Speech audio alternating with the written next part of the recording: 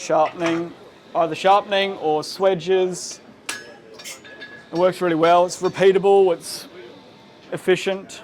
So yeah, so sharpening to start with. That's a Heron Forbes sharpener, that whetstone. You can buy it separately. It's $50.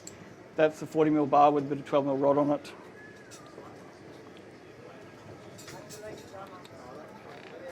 So that's unsharpened at the moment. I don't think I've got, oh.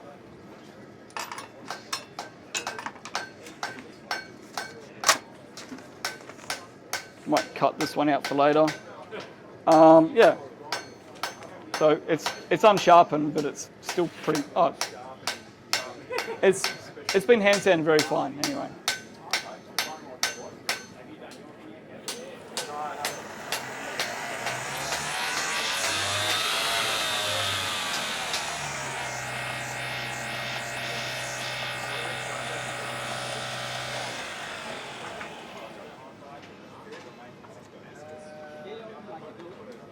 So I've just got a chassis building gauge. You can get those or a magnetic digital one for like $10.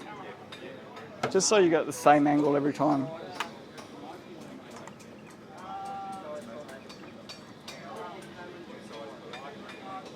I'm just going for 20 degrees.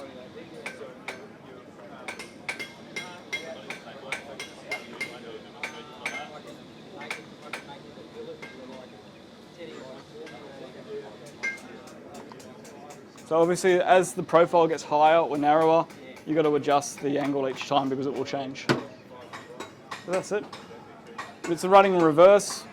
So you got a VFD that runs in reverse. That's an X100, so it's like a 150 grit.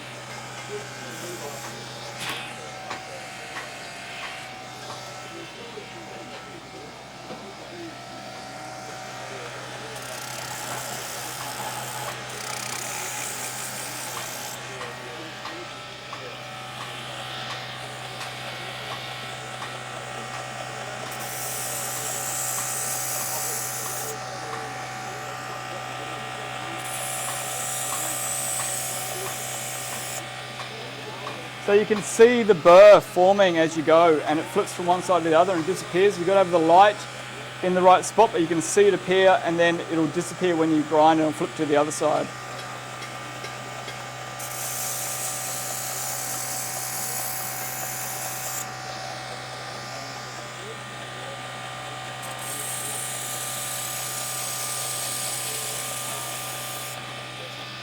So you get this factory super clean edge without chasing, just without messing up your knife or chasing it or making it too thick.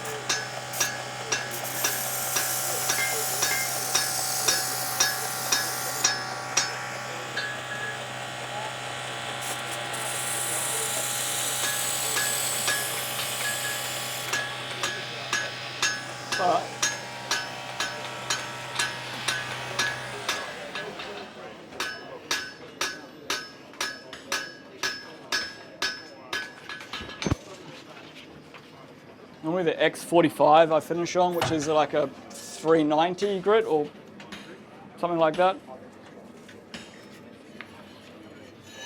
And it goes from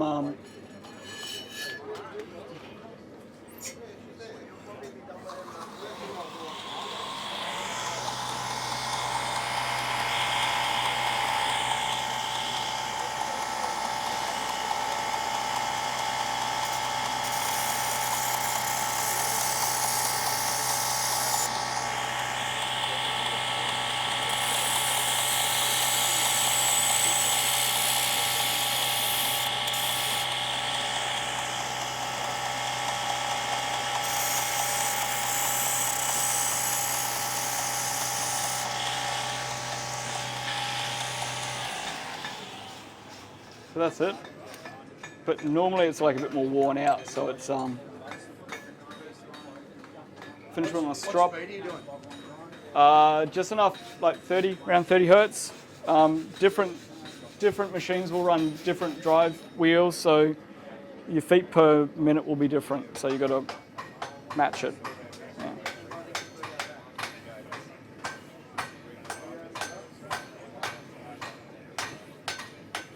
Have a play with one.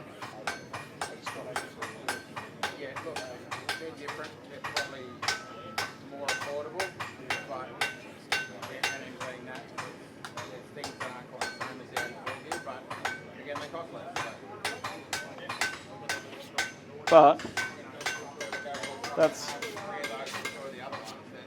yeah. You can even whittle a hair with it now. A hair pulled out. Yeah, he does. So you can shave a hair with it.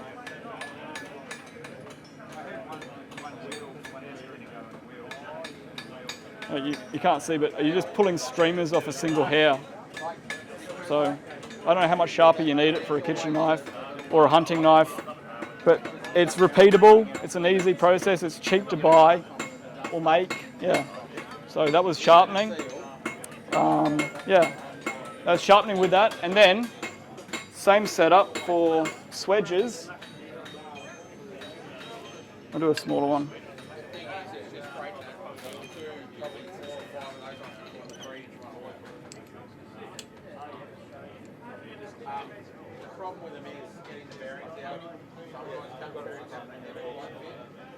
Just trying to get that parallel with the swedge line, or rounds about, makes it easier. With the technology on the wheels, it's been getting better. So you're going to get a better wheel if you buy a new one anyway.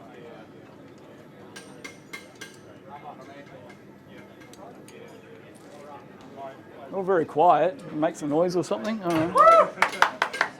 Oh.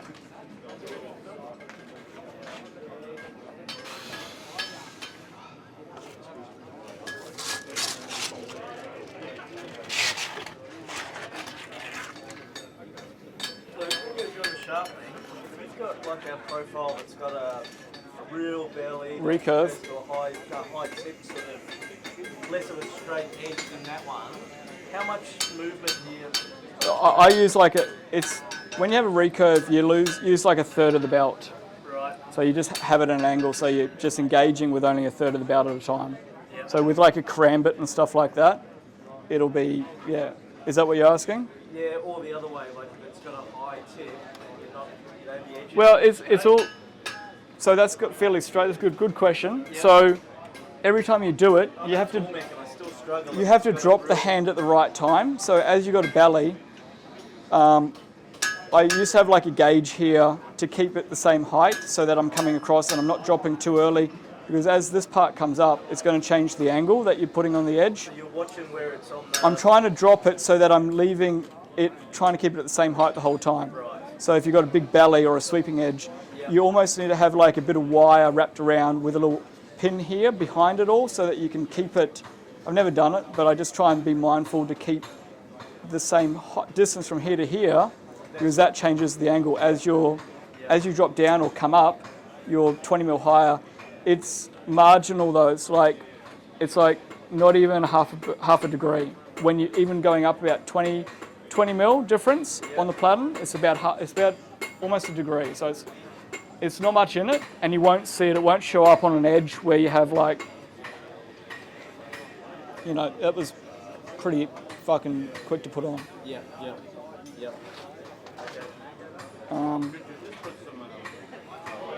You could just put a white on there, but you want different knives. You don't want to have a white out. So I always thought about having like just a bit of fencing wire wrapped around here safely, obviously, and you just change it to the height for each knife you do. But I never did it.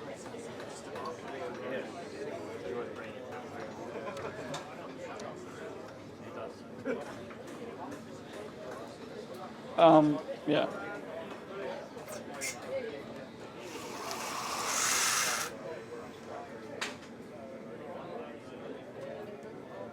Do the thing.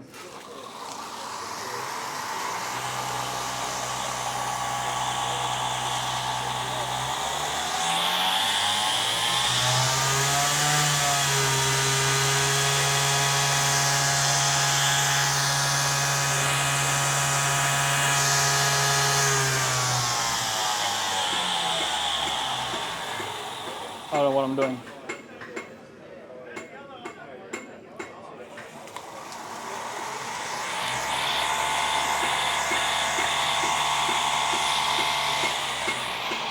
So I'm going to start to do the swedge, to have nice lines. I want that sort of line to transfer. Sorry, I'm doing that side, might make sense to you guys. This line, I want it to continue into the swedge. So I'm going to go steeper to start with, more angle on the swedge, and then I'm going to push this in closer as I want to set that, and then flip from side to side to keep getting that angle that I want, or chase it, and then, yeah, see if. So that's hardened Magna Cut. That's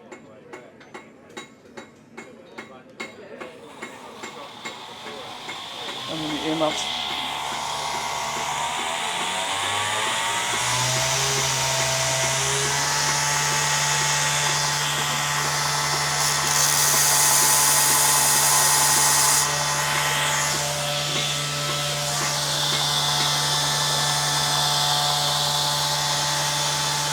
So it's split. That's one pass.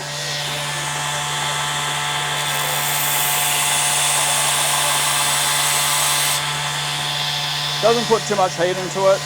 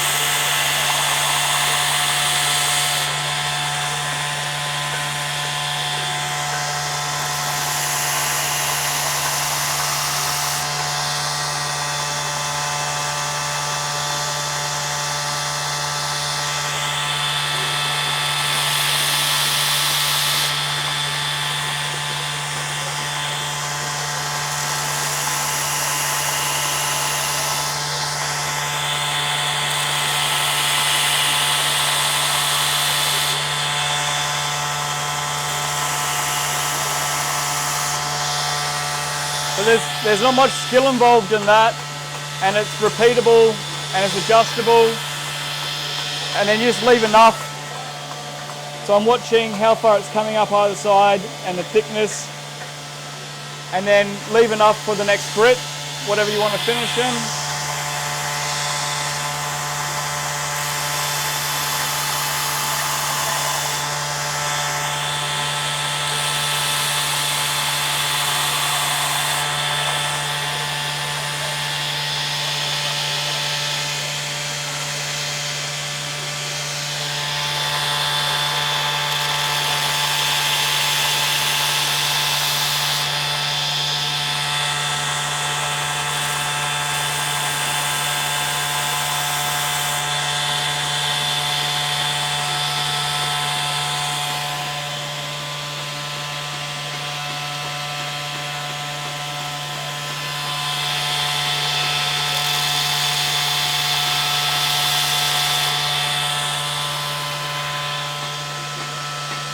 But it's just so quick to put it on accurately. I don't know if you want to see that.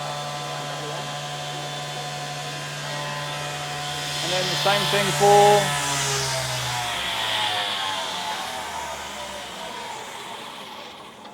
what do I do with that X45?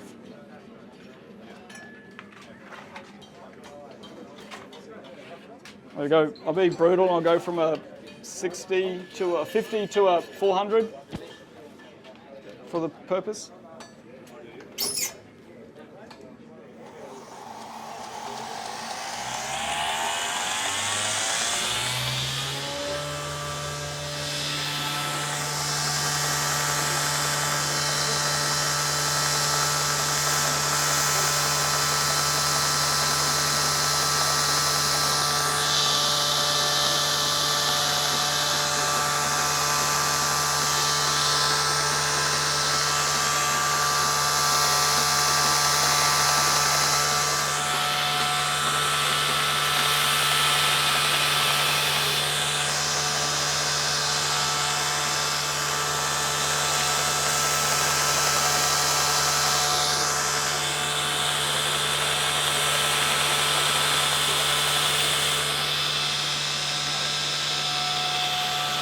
So for the purpose of the demo, that's 400 grit, and etching and stone washing will completely take out any of those grind lines. And I don't know, it's a bit rough. Ambrose is a pro here. What do you think, mate?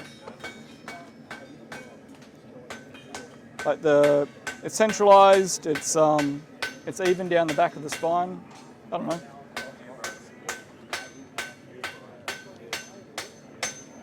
So that's another use for the same tool. And then Scandi grinds. It won't do bevels, but it will do Scandi grinds. So you can do 14 degrees. I don't have a Scandi grind blank here at the moment. I'm a bushcrafter. I got this, which is pretty much the same.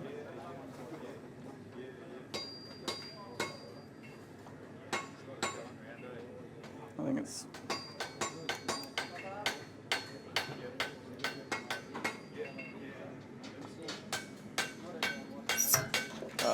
yeah.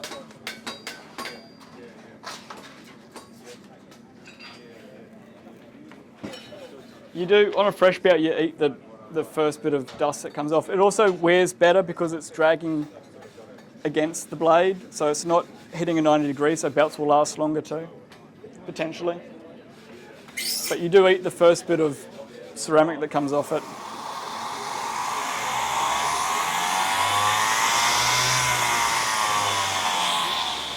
So same thing again, you would, if you're doing a Scandi grind, you dial it in on here.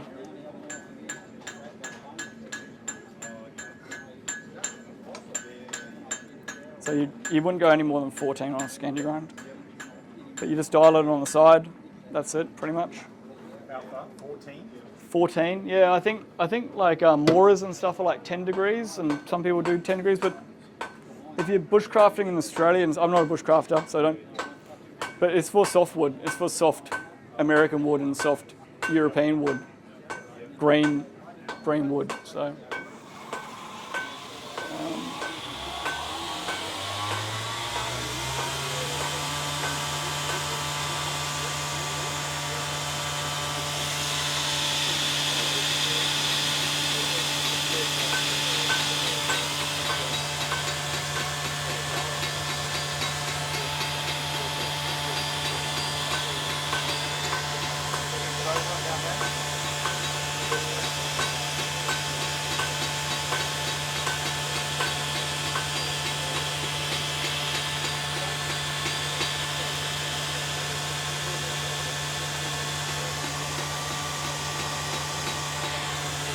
I'm just going to make a mark.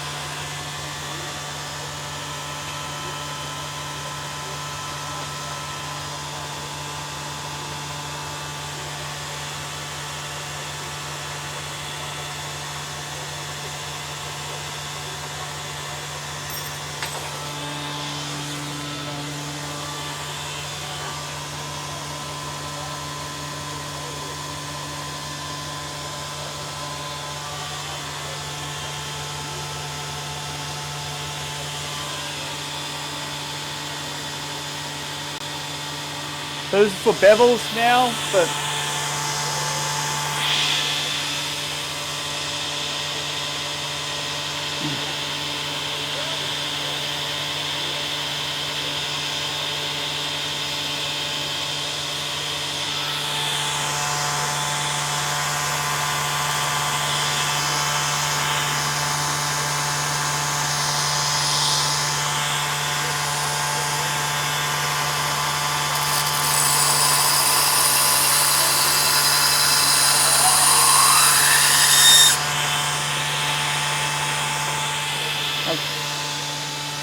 one pass.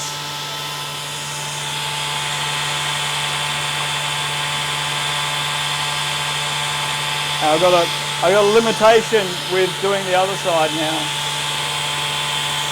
Anyway.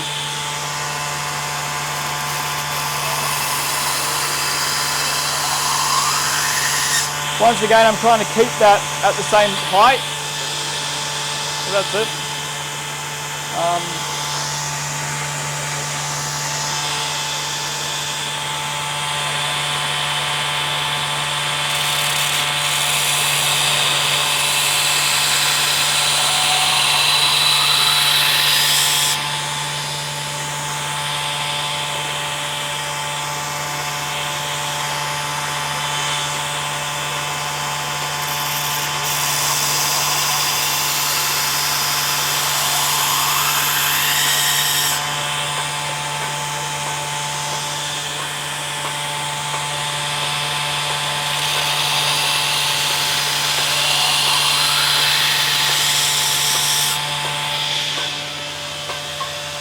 Fuck this off.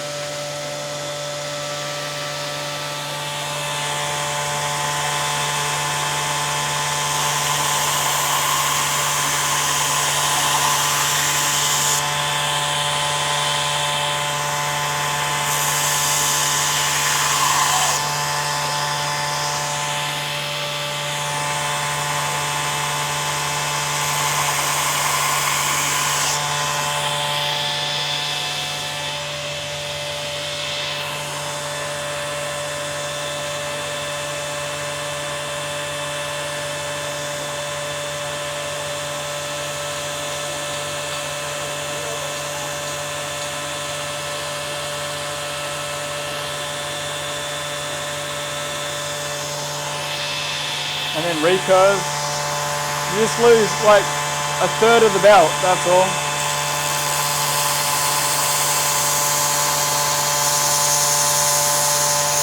Try to.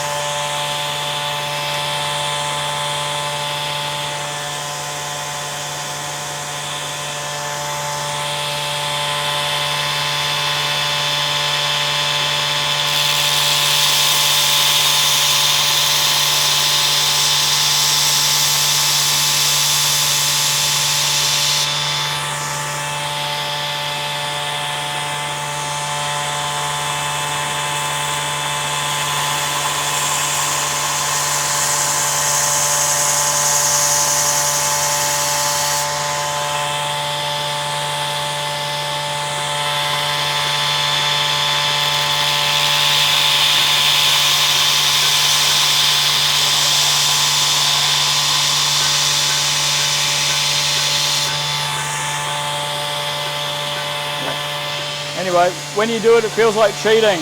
So you just keep going, obviously. Yeah.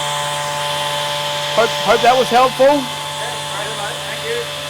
What was the tool called again? The one in your hand? Toothpick. What's? It's wet. I think it's the whetstone grinding or holding jig. Yeah, hair and forbs. I got a link if anyone wants it. I got the link to it. About $50. Yeah.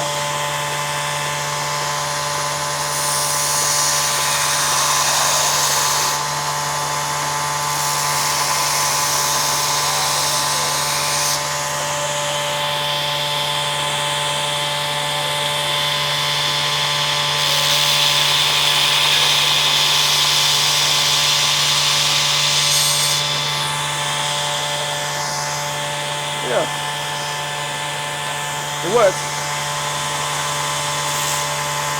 Just like anything, it's just another skill to get used to. It doesn't feel real natural when you first do it, but it gets easier.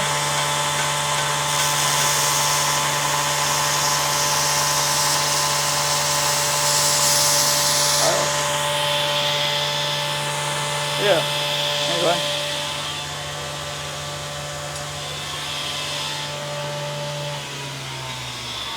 Any questions? It's rough. It's a bit rough.